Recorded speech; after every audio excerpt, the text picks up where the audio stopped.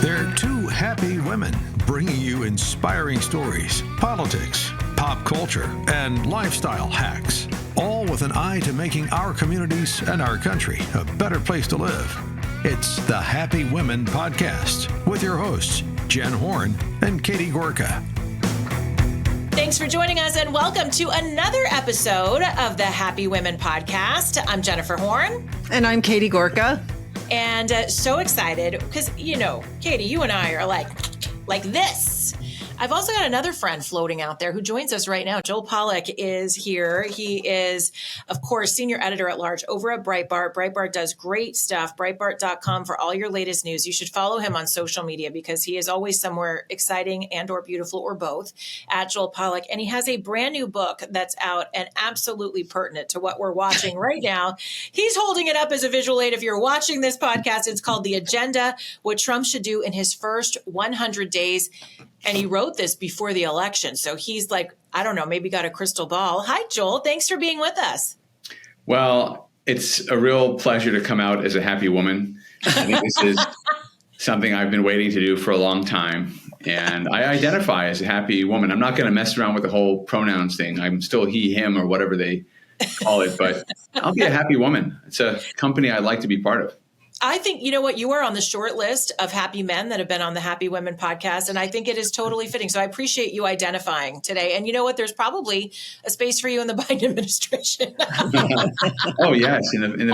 You know what, I keep hoping he'll resign and let Kamala Harris be the first female president so we can just get it out of our system and then, see what she can do in the next, 8 weeks or something. But is it terrible that the thing that scared me most is that I know this sounds terrible. It's like full admission time, but that she would actually become the first woman president, because that really means something, I think, to me as a woman who grew up in this country as a little girl going, I'm going to be president of the United States, to see someone who I just didn't feel was really right for the job. And I know that sounds terrible, but I have the opposite view. It's there for someone. I think we've got to just get that over with, because when I look at my daughters, people say, your daughter could be president of the United States. And then you look at what people have to do to become president of the United States and the kind of behavior that we've seen, even when I like the president. I mean, I don't want my kids behaving that way. so I feel like let's just get that out of the way so my daughter can be whatever she's supposed to be, instead of having to aspire to become this backstabbing, politically addled, whatever, social climber like these people in Washington are. I mean, I feel like let's just get that out of the way and let the kids be the best Americans they can be. Well, let's jump into it with you. You've got this book out, and obviously you wrote it before President Trump was elected. Did you have strong feelings that things were looking good? Did anything throw you, perhaps maybe when Kamala Harris jumped into the race? How was that process for you when you started writing the book and when it was published? Because it was well before the election. Well, that's a great question. It makes me a happy woman, because the truth is the opposite. I was not.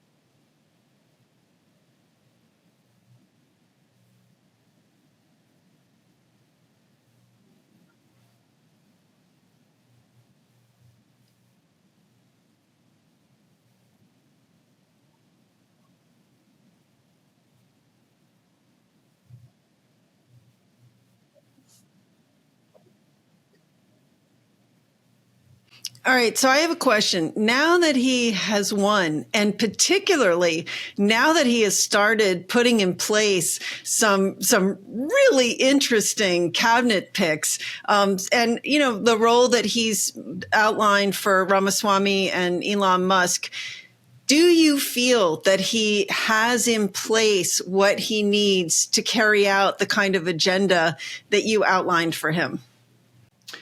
He's got pieces of it. He doesn't have all of it yet. And we're still seeing some of the administrative picks come together and all the personnel he's going to need. Some of the choices may not be clear. Some of them are already controversial, even within the MAGA movement. People don't like some of his choices. People are very happy about others. For example, Kash Patel to lead the FBI. Absolutely on target with the reforms that I talk about in this book. One of the things I think they should do, for example, is get rid of the entire senior leadership of the FBI, CIA, DOJ. They have politicized their agencies. They have weaponized them against the political opposition, against conservatives for far too long. They've lost the confidence of the public. These agencies need to be rebuilt in a significant way. And I think Kash Patel is perfect for that job. And yet there are still other things he needs to do. So I think we need to hear a little bit more about the precise executive orders he's going to sign on his first day in office. He came in and signed a bunch in 2017. Biden then came in and reversed a lot of Trump's orders. Trump's got to reverse those again, especially the ones dealing with immigration policy. There are a whole bunch of other things Biden did as well. Biden, for example, removed the Houthis from the terrorist list. And people like me were tearing our hair out over it because we're saying, how can you give control of Yemen to this Iranian-backed group that sits across the strait from the U.S. Navy, which has a major base there? And people like me were proven right. But Biden did it because the Democrats decided for a moment they didn't like Saudi Arabia because the Saudis liked Trump. That's the Democratic foreign policy. It's basically an extension of domestic policy. We see all countries based on whether they're pro-Democrat or anti-Democrat or pro-Trump or anti-Trump. It's so ridiculous. But Trump needs to go in there and restore the national interest using his executive authority on the border, in foreign policy, even dealing with the economy and inflation. So I'd like to see Trump outline some of those executive orders. We've seen hints of them already. We see these lovely posts on Truth Social, but I think we need to start seeing the text, in fact, of some of these executive orders and get people used to the idea that there are going to be an avalanche of these orders. There are going to be so many of these orders, and it has to be that way, by the way, and I talk about this in the book because Democrats like to practice lawfare. And in the past, what they did the first time around was they sued Trump in federal court. They would pick friendly jurisdictions like Washington State, California, Hawaii, and they would try to get these nationwide injunctions against Trump policies that would last for years by the time they got through the courts. Trump needs to overwhelm that with dozens and dozens and dozens of executive orders and actions so that the Democrats have to scramble for the legal resources to react. So I'd like to see that taking shape. But, you know, I've got some really good feelings right now about who they've appointed. Some of the appointees are going to be people behind the scenes. You know, Susie Wiles, chief of staff, amazing appointment. My friend from law school, Will Scharf, is going to be the staff secretary at the White House. That's an incredible appointment. So there are some really hopeful signs. I think also, and we've talked so much about the sludge that President Trump is going to have to wade through, and he's uniquely positioned to do it, I think, with the people he's brought in to essentially drain the swamp, which is what he wanted to do 4 years ago. But I think foreign policy is a whole nother thing. I think that was the area of Trump's presidency the first time around that he really excelled and he really shined, and he got very little credit for what he did in terms of the peace deals, the Abraham Accords in the Middle East, and keeping us out of war. I mean, President Trump was a significant factor in the national security of our country. And I look again, it's a whole different playing field. And I know you spend a lot of time in Israel. What would you like to do to see things kind of wrap up? I mean, obviously, nobody wants to see a time of war. Israel gets to defend themselves, of course, but you've got Iran as a player. They're backing away. President Trump sent out a tweet this week saying that Hamas better end it and release the hostages. I wouldn't want to be on the other side of that. What would you expect from him in terms of foreign policy moving into the new year? It's no secret. The world's unpredictable. One moment, everything's fine, and the next, the power's out and the cell towers are down. But with a satellite phone from sat123.com, you don't have to be cut off from the world. No matter where you are or what's happening, Sat123 keeps you connected. Whether you're deep in the mountains, on the road, or dealing with a natural disaster, Your satellite phone will work when nothing else does. This is about being prepared. Sat123.com is family owned, American built, and focused on keeping you safe. They understand that in today's world, connection is more than convenience. It's essential. So here's the deal. Go to sat123.com and use code Katie for $25 off your first purchase. Don't get caught off guard. Stay connected. Stay prepared with Sat123. Well, he's already reestablishing the Trump doctrine, which is to use maximum force where necessary, but keep the door open wide for diplomacy where possible. So on the one hand, he's appointing Massad Boulos, who's Tiffany Trump's father-in-law, as the leader of outreach to the Arab world. And that's been very successful. He's a Lebanese Christian businessman who has a lot of contacts in the Arab world, was very helpful to Trump in Michigan and winning Arab and Muslim votes in Michigan. Who thought that was possible? And so he's got those connections. On the other hand, appointing very pro-Israel appointees like Mike Huckabee and talking about taking action against Hamas if it doesn't release the hostages. All of these things are good. I would caution people about one thing, which is that this is not going to be the same world that Trump encountered in his first term. You know, when Trump came into office the first time around, American weakness was a relatively new thing. Obama weakened America, but Trump restored the Reaganite feeling of American strength. After 4 years of the Biden-Harris administration, and I'm not saying this for partisan political reasons, we are actually much weaker than we were when Trump came in that first time. We have much bigger debts. Our military is in much worse shape. China's a lot stronger. The Middle East has fallen apart. Europe has war now in Eastern Europe, which it hadn't had since the Second World War, really, if you don't count Yugoslavia. And we have spent billions and billions and billions of dollars and depleted our own military arsenals to support Ukraine for essentially a stalemate that's lasted 2 years. We are in a weaker position. And Trump was more of an X factor in 2017. World leaders didn't know what they were getting. This time, there are some world leaders who may figure that they understand this guy, that he's not so tough after all. You know, we've got him worked out. And they're not perhaps as prone to standing back and letting him do what he wants to do. There may be attempts to interfere with the way Trump has tried to run foreign policy in the past. I think he may face some significant challenges, especially on the China front, that he didn't face in his first term. And it's going to be a real test for him if that happens. It's going to require Americans to pull together behind him, which Democrats didn't want to do in the first term. So I think that as successful as he was in foreign policy in his first term, it's going to take a little bit more effort. It's going to take a wider range of skills, frankly, to keep everything together and return us to that positive path that he put us on by the time he left office in 2021.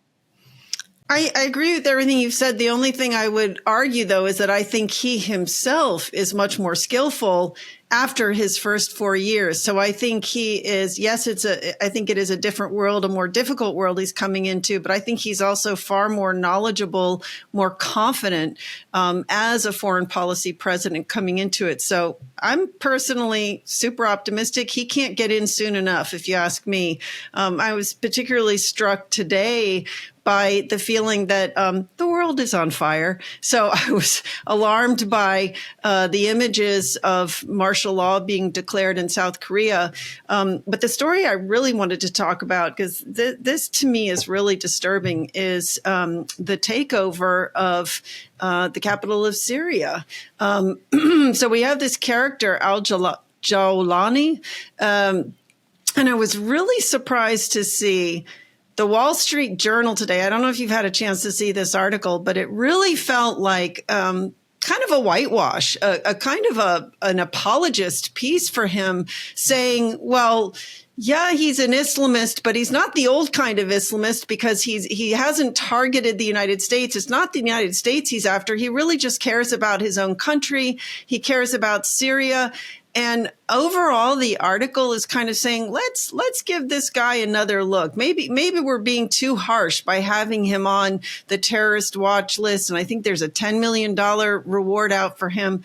But I haven't been following terrorism all that much in recent years. And I'm just wondering, have you had your eyes on this story? Any thoughts about who this guy is and what's happening in Syria right now? Well, in Syria, everything is falling apart as the rebels make major advances. They took over Aleppo, second biggest city in the country, and they've seized some Russian weapons, some Iranian weapons. And on the one hand, we're against the Russians and the Iranians who are backing the Assad regime, which is one of the worst regimes in the world. So hooray. But on the other hand, as you point out, many of these rebels are terrible people themselves. They represent Islamist forces. There's some evidence on social media, I don't know how credible it is, but some evidence that they are targeting Christians in Aleppo and in some of the areas that they've seized. So this is a case where both sides are just equally terrible. And what's interesting is that Israel has come out and said, point blank, we don't have a dog in this fight. We don't like either of the two warring sides. Our only concern is to protect the Kurdish minority in the northern part of the country because they're all right. But I don't know what Syria returns to if this war ever gets under control. Syria, like many of the countries in the Middle East, was carved up by the British and the French after the First World War on fairly arbitrary boundaries. And it has been dominated for decades by the Assad regime. Prior to the Arab Spring, the Assad regime ruled in a totalitarian fashion over the entire country. Then the Arab Spring happened, and there was this uprising. And in the vacuum created by the uprising, you saw the entrance of ISIS and Al-Qaeda and all sorts of other militias that had long had it in for the Syrian regime. Syrian regime, by the way, is not a Muslim regime. It's an Alawite minority regime. And so the Muslims of Syria have long resented it. And the Alawites have clung to power because they have believed, probably correctly, that if the Muslim Brotherhood took over their country, they themselves would be wiped out. So Syria is a complete mess.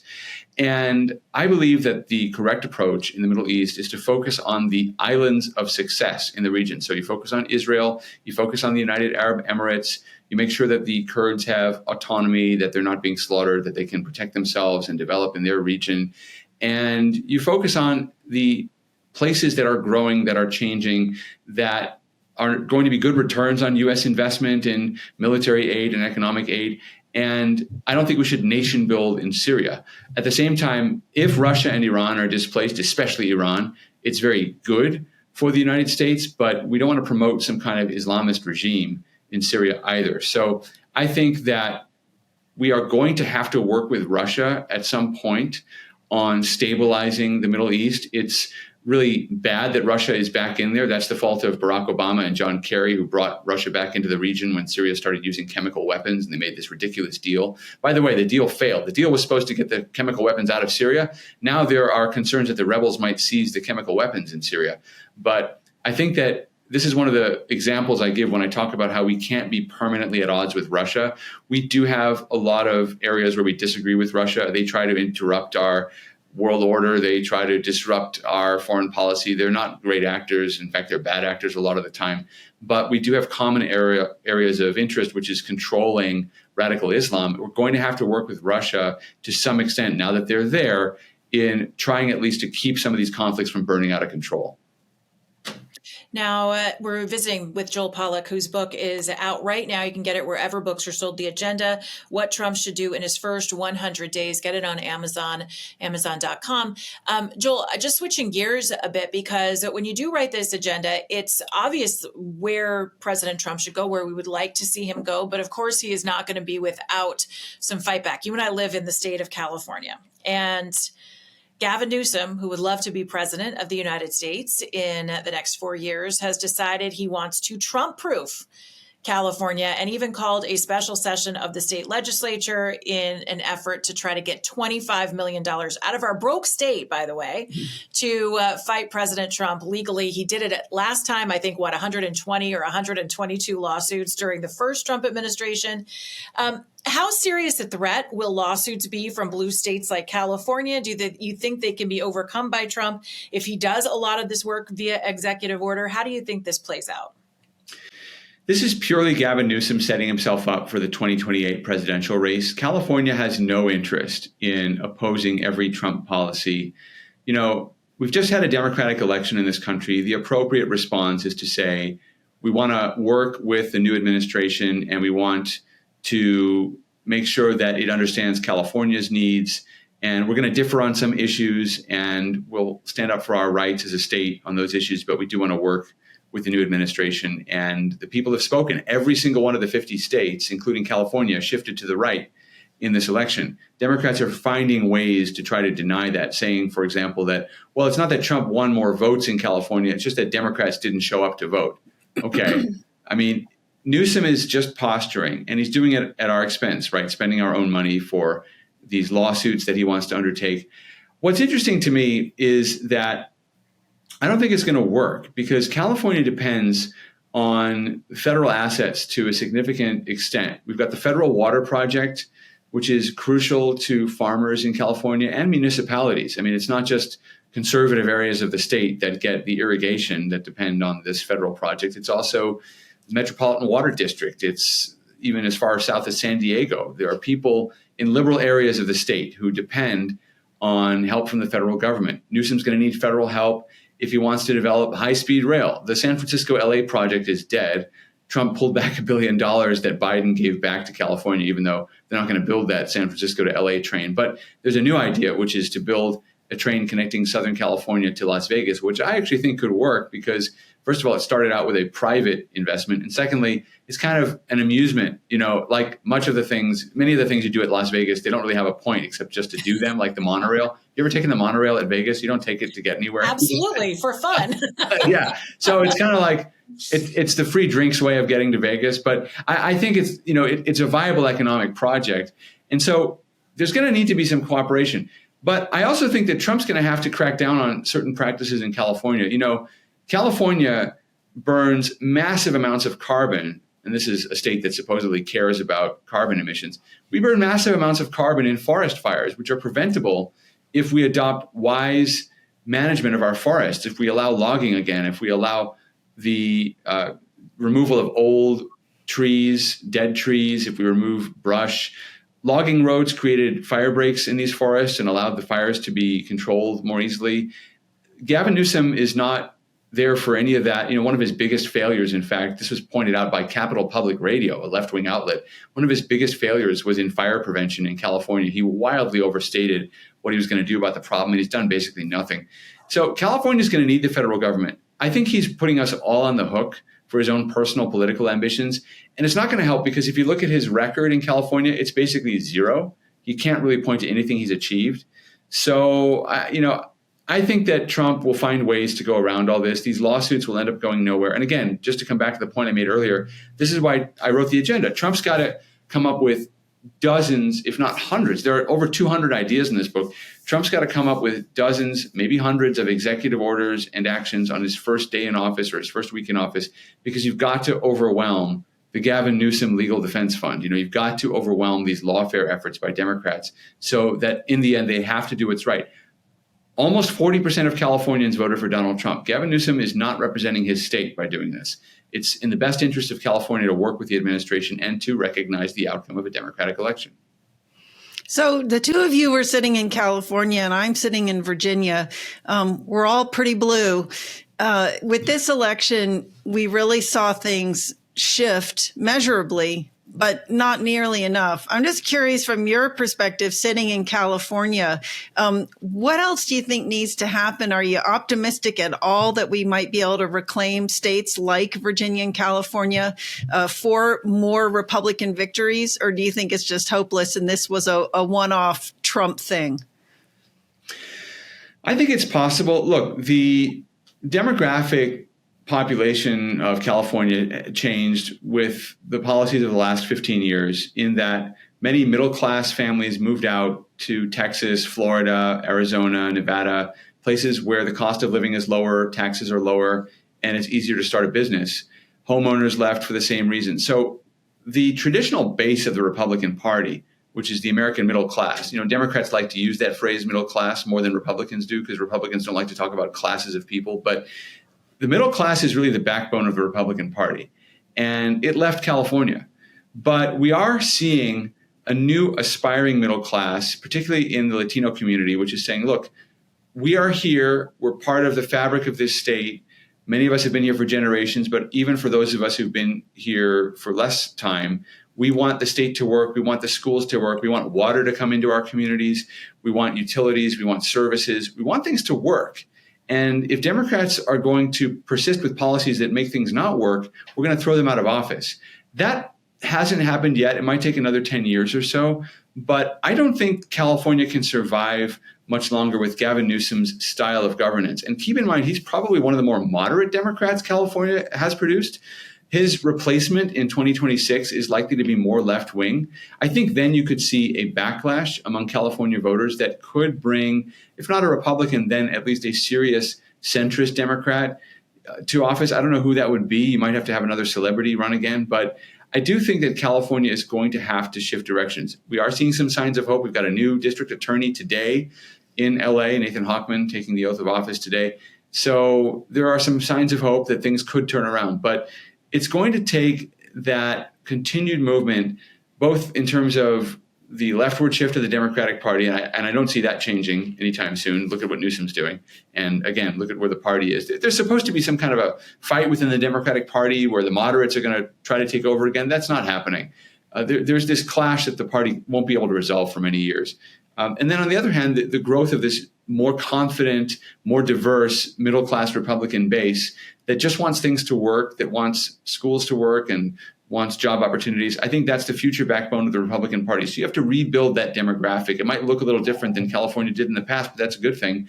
And rebuild that traditional base of the Republican Party, homeowners, small business owners, and hopefully that leads to a brighter future. In our final few moments here, Joel, if at the end of 4 years, we're sitting here and hopefully we will be back together again, you'll have another book. We'll be doing Happy Women Across the World. Joe Rogan will be looking up to us.